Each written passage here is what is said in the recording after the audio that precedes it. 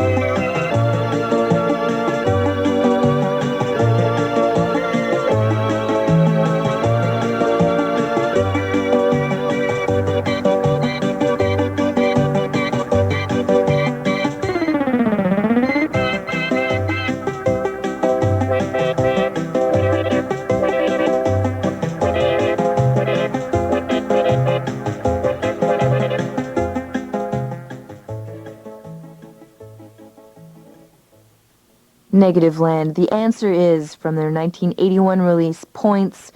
The group's various expressions, be they radio, record, literature, or performance, work at engaging audiences in a myriad of theoretical dialogues.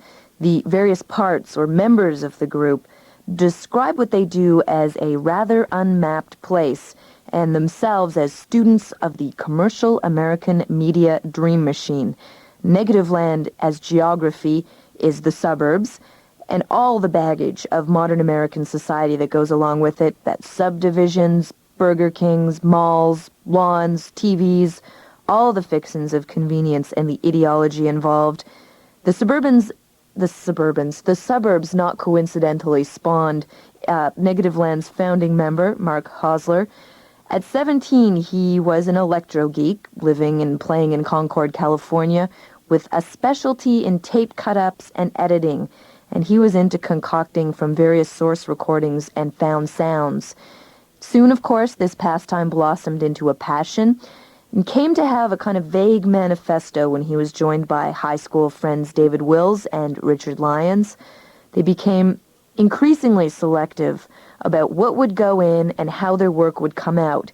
Their inspiration was taken from the Negativland, just another name for America, really, and each piece that they put together began to run around a theme concept, something profound, plucked from the scrapyard of popular culture and mass media. By the early 1980s, the trio had established their own record label, Sealand, and released a self-titled debut. Each copy came attractively and lovingly packaged in a different kind of wallpaper, containing little pieces of paper with slogans and scribbles all over them. In 1981, they released Points. Actually, more music, less talk on this effort. And it wasn't until their next release that all of the elements that now define Negativland began to gel.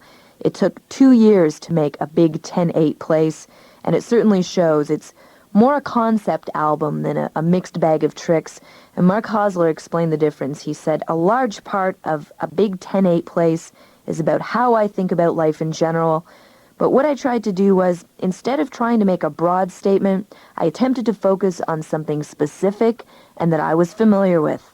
For me, that was Concord and the suburbs, a microcosm that could be seen as a macrocosm. I like being able to present it as a real place that does exist.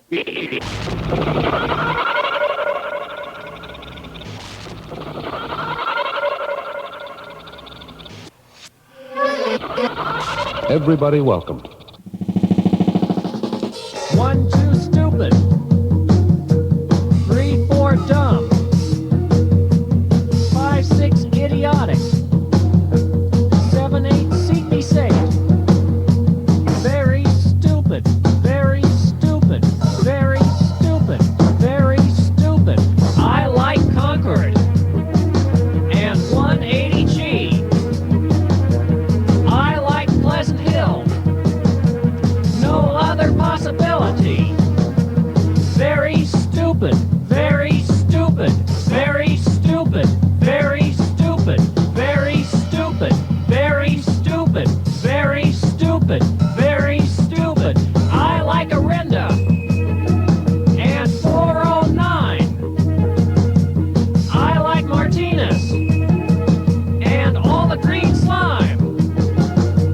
I like Lafayette when the weather is fine. And I like Contra Costa County almost all of the time. 1, 2, stupid. 3, 4, dumb. 5, 6, idiotic. 7, 8, seek me safe. This is it. I'm going to do it right now. Here we go. Very All right, stupid. people. Very stupid. Very First of all, I want you to very raise your stupid. hand. Very Your stupid. automatic garage Very door stupid. opener is Very stuck. stupid. Very stupid. Very Second, stupid. Very I want you to stupid. stand Very on your left stupid. leg Very because your stupid. oscillating Very sprinkler doesn't stupid. work. Very stupid. Very stupid. Third, Very stupid. I want you Very to grab your stupid. right foot Very with your stupid. left hand. Very stupid. Your lawn Very is mowing. stupid. Very stupid. Very Fourth, stupid. I want you to shake your head Very if you like your stupid. neighbor. Very stupid. Very stupid. Very stupid. I want you to Very put stupid.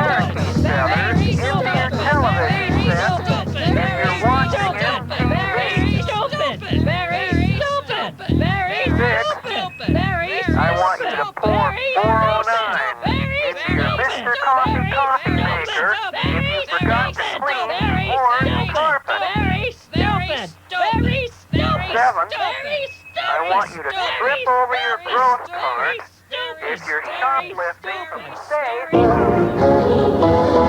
And now, Crosley Bendix, cultural reviewer and director of stylistic premonitions for the Universal Media Netweb, with today's Arts Review.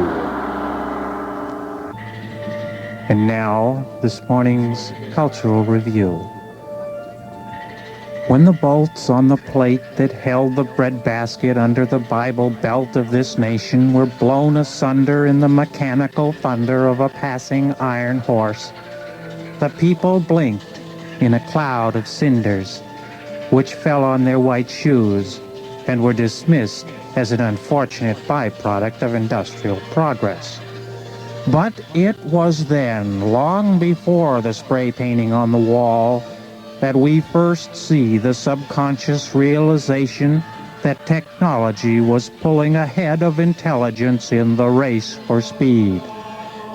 I quote from Dr. Oslo Norway's treatise on the state of being, entitled Intelligence is Temporary. Quote, "The trestle of understanding which stretched from the iron forges of King Arthur's armorers to the cast ashtrays at Dummyland was built on the shifting, whispering sands of time and could not support the increasing weight of all the scholars crossing in search of old ideas forever." Unquote. And now the atomic conductor passes among us. He's Oriental.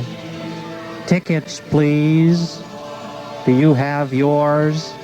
Do you know how to operate a computer? Well, there's a computerized ticket dispenser at every station. You can get one if you know how to operate a computer. My advice is, don't bother. This iron horse only goes around and around a man-made duck pond in Dummyland now, and those sheared bolts on the plate that held the breadbasket under the Bible belt, just a matter of physics and chemistry, tensile strength, pressure points, uniform smelting procedures, oxidation, age. Now we use computer robot steel from Japan, and there's a Japanese electric train that goes 200 miles per hour around the base of your Christmas tree. However, their Dummyland is smaller than ours, but theirs is open all night.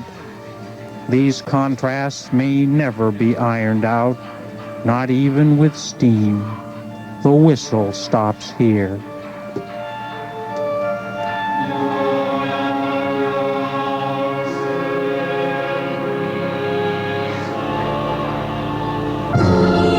You've been listening to cultural reviewer and social critic Crosley Bendix.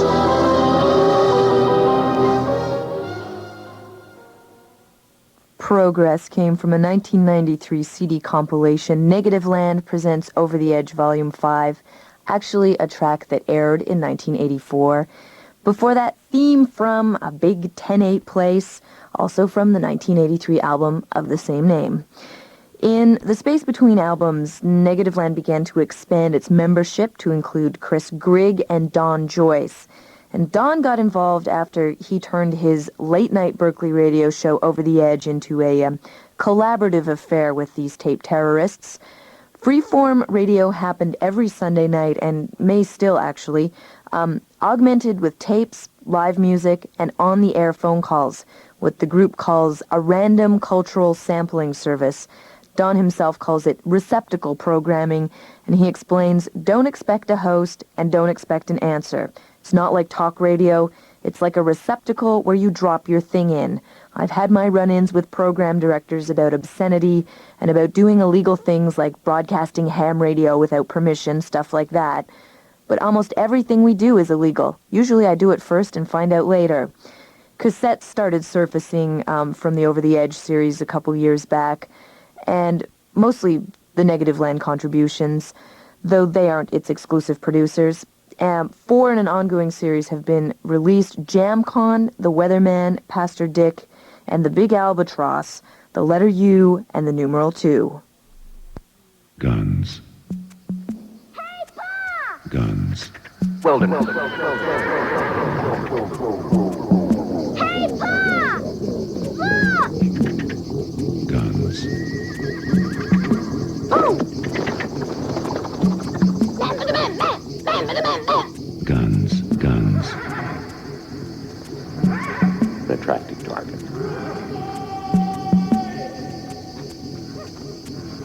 An attractive target.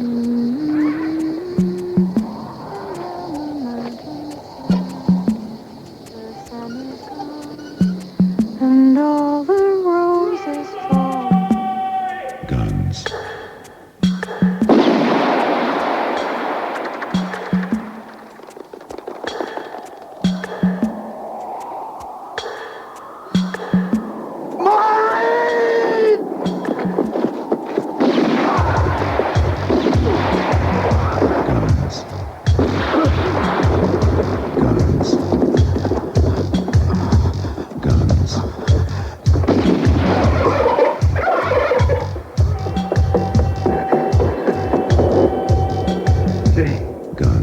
There's a real Western story for you. Guns. Gosh, what excitement. Guns. Gee, Let's get out of here. Don't move for that door, either of you. That's Hickok's voice. Where is it? I don't know. I can't see nothing. You don't have to see me now. Just settle down, you two. We're going to have a little talk. We'll just sit back and wait. Stacy and I can wait as long as you can. we can't stop. Can't we, Stacy? We can't stop. I got your harmonica, Jingles. Might as well have a little music while we're waiting. Harmonica? Can't stop. Oh, sure thing, Bill. Something happy. Guns. Quaker Puffed Rice Sparkies and Quaker Puffed Wheat Sparkies. Those delicious, nutritious breakfast cereals shot from guns.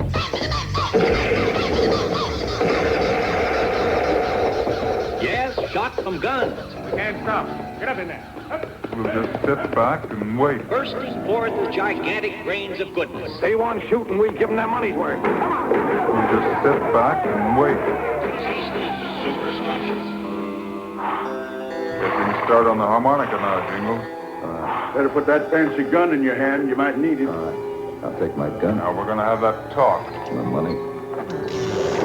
See, in this world, there's two kinds of people, my friend.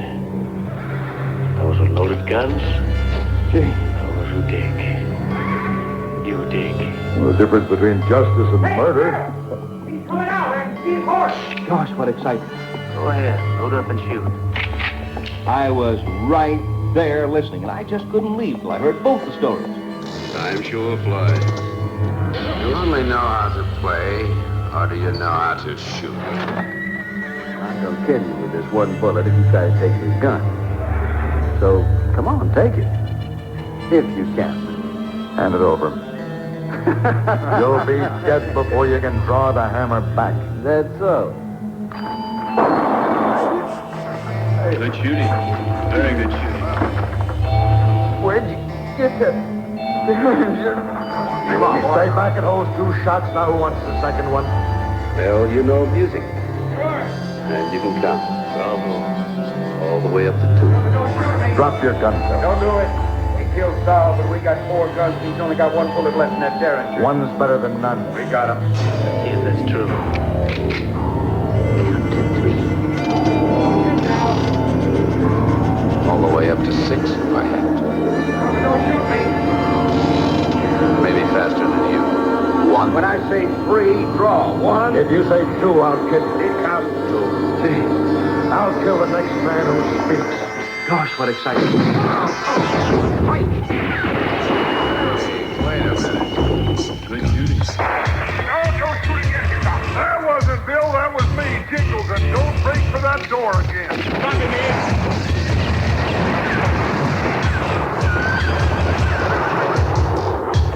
You can have them now if you like. Guns. He's dead man's passed off.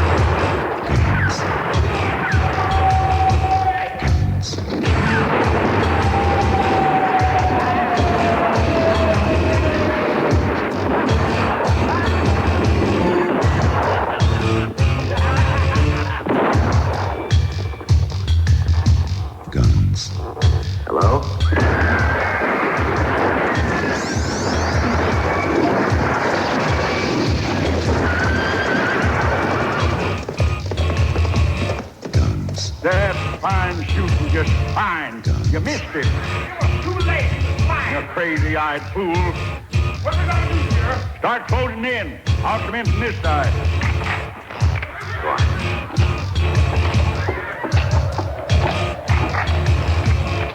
Go.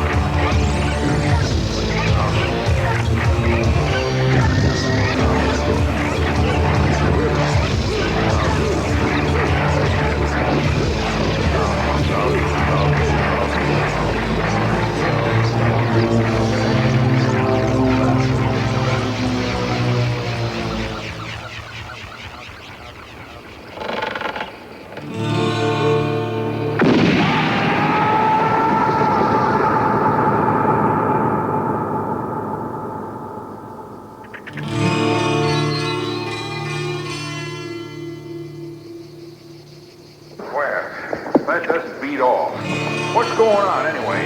Hickox, Jingles, Sourdough, all of them vanishing into thin air. There's something downright weird about this whole thing.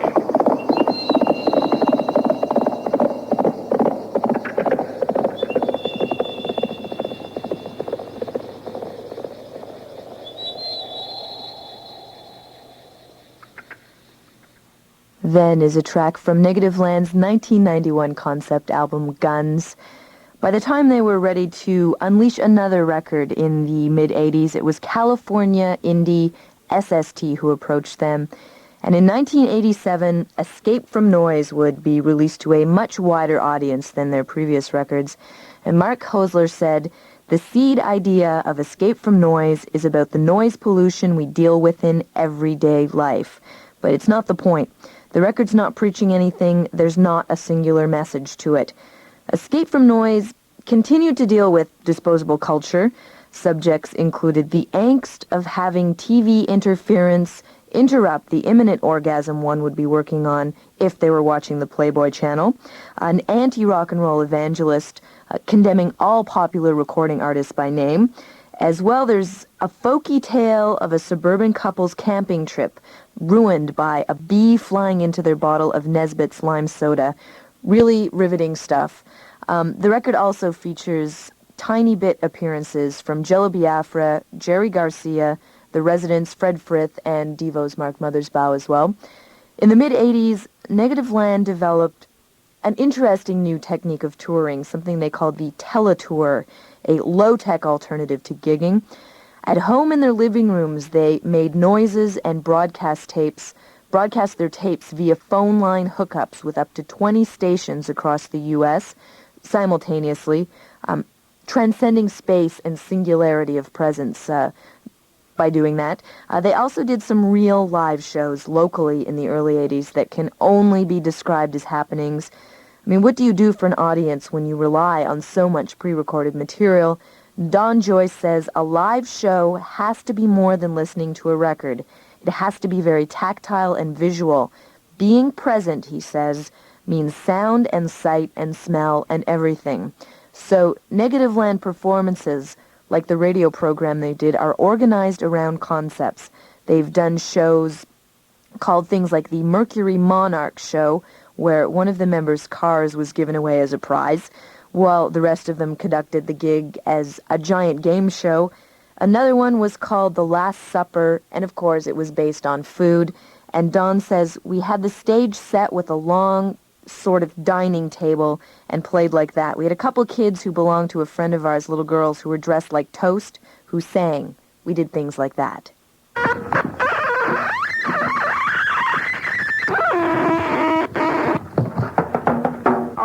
stupid Wilsophone. It's time to give the weather report right now. Rain tonight. Other cloud types, alto stratus and stratus. I think that was in Hazy 1966. visibility. Yeah, that was that real first one. Barometric pressure is 30.1. Yeah, that was on the WIA The time is 1:45. The sky is clouded with stratus and alto stratus. Will's weather forecast is for showers this evening, rain tonight. And hit it on the mic. The barometric pressure is 30.1. Yeah. Now see it run slowly a little further along on the tape. Boy, it's raining hard. It's not raining at all now. Well, what is that I hear out there? It's raining again. Real hard. What would happen if it rained up? What would happen if it rained up? In the house where we reside, there'd be flooding on the ceiling and a very eerie feeling. It would be a topsy-turvy time inside. There'd be flooding on the ceiling and a very eerie feeling. It would be a topsy-turvy time inside.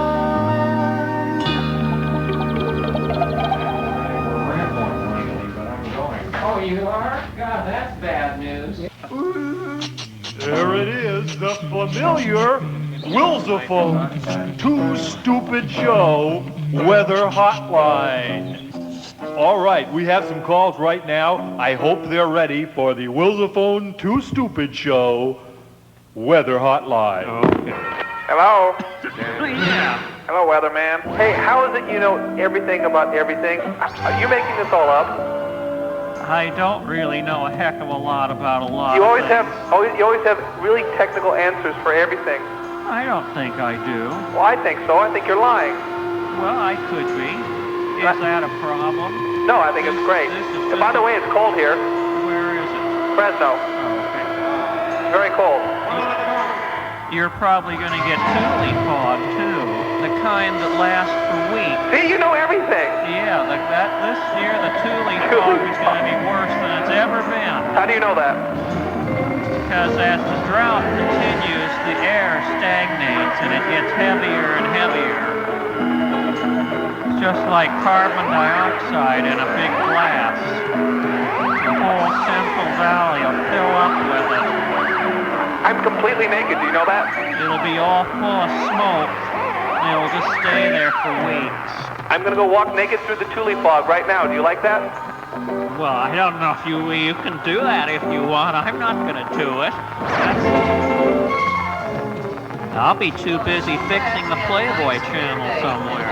I am too. No rain today.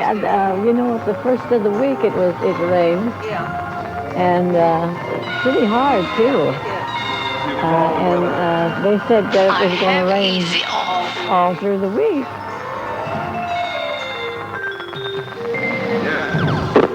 Okay, go ahead. It was fun leaving Do you have a question about the weather? on those clouds of peace. Everybody gets off the subject and talks about all Well, this I'll other... talk about the weather if you want to talk about the weather. Do you want to talk about it? Well, let's see. Let me see. You'd be surprised how much it affects No, you. I found it very interesting the number of weathermen that are changed. I mean, this is sort of rotating. It's like it's very working class. It's like one weatherman, then another weatherman, and another weatherman. Where's the weathermen's union? What weathermen are you talking about? Well, the weathermen on all the channels. I mean, What channels, for example? Well, okay, turn on any TV. Any